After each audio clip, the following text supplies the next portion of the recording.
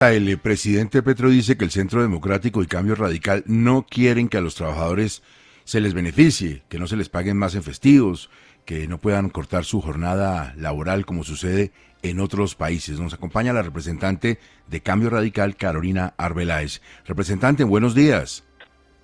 Buenos días, Gustavo. Un saludo especial para toda la audiencia, para la mesa y para la mesa de trabajo y para usted. ¿Están ustedes empeñados en recortarle los beneficios a los trabajadores en Colombia? No, mire, Gustavo, qué cansancio, en serio, tener que salir a explicar que no estamos en contra de los trabajadores al señor Gustavo Petro, al presidente de la República. Por supuesto que no lo estamos. Ese es el discurso populista con el que divide, con el que alimenta su discurso de odio, de lucha de clases. Es que según el señor presidente Gustavo Petro, los empresarios que construyen país son unos esclavistas, así es como se ha referido a ellos.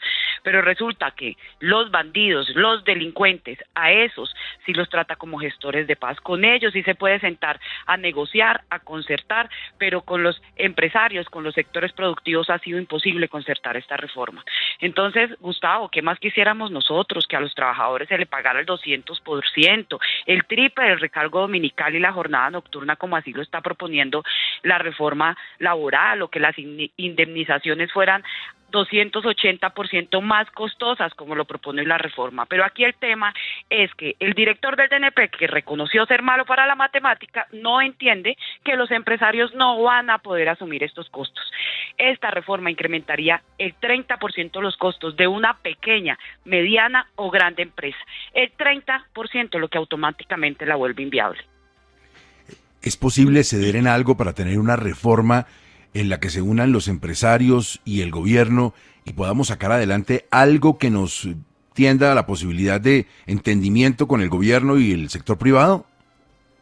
Que las conversaciones, Gustavo, con el gobierno han sido muy difíciles, no solamente en el marco de la discusión de la reforma laboral, también lo ha sido en la reforma a la salud.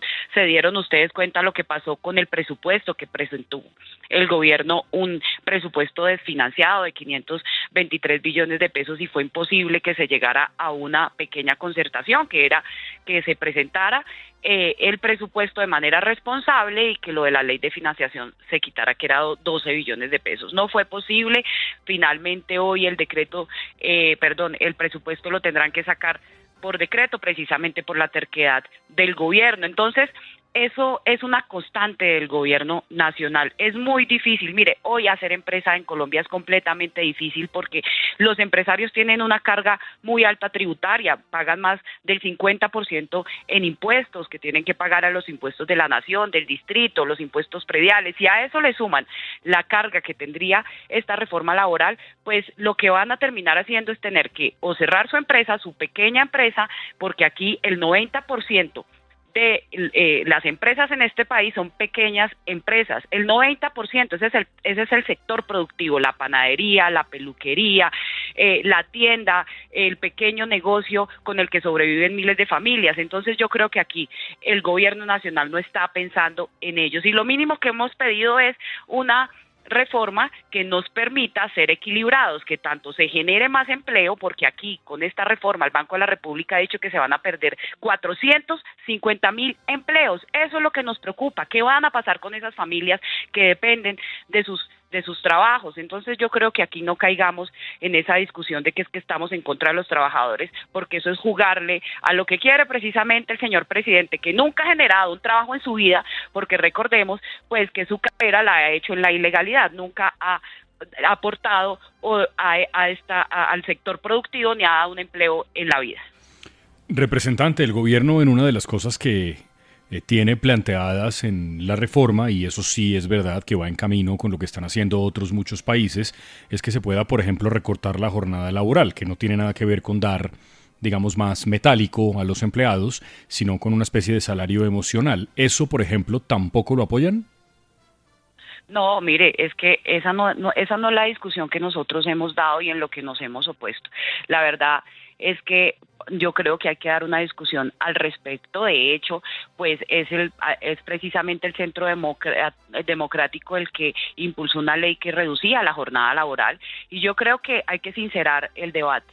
no somos nosotros los que estamos en contra de eso. Nosotros estamos en contra es de que haya un incremento tan alto, tan grande, repito, en las recargas dominicales, en los recargos festivos y en las indemnizaciones que generan inviabilidad para cualquier empresa. Entonces, hoy, ¿qué es lo que va a pasar? Pues que van a haber más despidos porque pues las empresas que no pueden pagar esos costos van a despedir, pero además, como las indemnizaciones se vuelven tan costosas, pues antes de que se sancione la ley, seguramente las empresas van a empezar a indemnizar a sus trabajadores. Esa es la realidad, ese es el debate que queremos dar. ¿Por qué no damos una discusión técnica?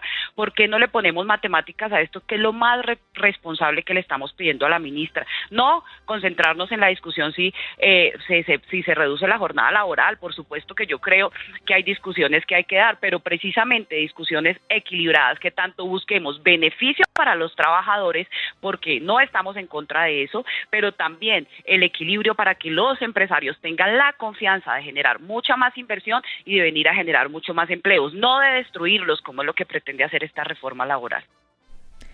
Representante, ¿cómo está el ambiente para esta reforma en la Cámara? ¿Usted cree que le va a alcanzar al gobierno para pasarla? Pues mire, Saray, ayer lograron aprobar el informe de ponencia de manera positiva, lograron las mayorías para avanzar. Yo creo que el presidente, el gobierno, tiene mayorías en la Cámara de Representantes, pues eso lo hemos venido notando con todas las discusiones de todos los proyectos y todas las reformas.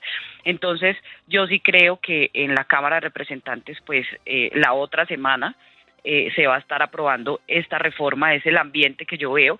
Sin embargo, hemos venido haciendo un debate serio, hemos estado dando nuestros argumentos. Siento que ahí se ha logrado como hacer unos ajustes importantes que se lograron en la Comisión Séptima de Cámara de Representantes, y fue sacar todo ese capítulo de derechos colectivos, que lo que pretendía prácticamente pues era pagarle a los sindicatos pues ese aporte que le habían hecho a Gustavo Petro en su campaña. Representante, mire, una cosita, ya que estamos por los terrenos del Centro Democrático, aunque usted está en la Cámara y no en el Senado, ¿cómo ve los candidatos a procurador? Bueno, es que ya la mayoría de partidos pues han anunciado su respaldo a Gregorio Hash, el actual secretario, bueno, que ya renunció del Senado de la República. Entonces, pues yo creo que ahí ya todo está cantado, ¿no? Ya el próximo procurador será Gregorio, sin tener la oportunidad ni siquiera, y pues yo eso sí lo critico un poco, porque creo que pues había que escuchar por lo menos los candidatos para poder tener un criterio y así salir a respaldar. No sé por qué se adelantaron tanto los partidos, seguramente porque sentían la tranquilidad. Es difícil porque el país no entiende quién es Gregorio, no sabe quién es Gregorio. Lo sabemos de pronto aquí los políticos, que es el secretario del Senado, que tiene una gran amistad ya con todos los senadores.